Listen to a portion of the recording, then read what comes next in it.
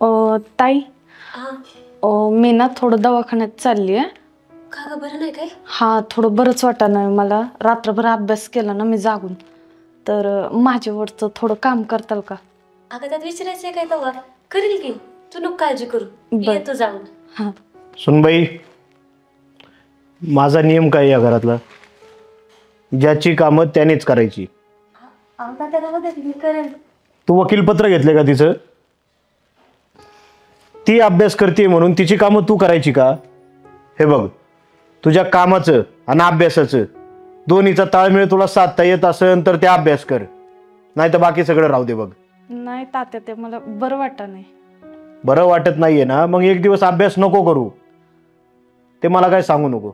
या घरातले जे नियम आहेत ते नियम आहेत. तुला झेपत असेल तर अभ्यास कर, नाहीतर विषय सोडून दे आणि घरातली कामाकडे लक्ष दे.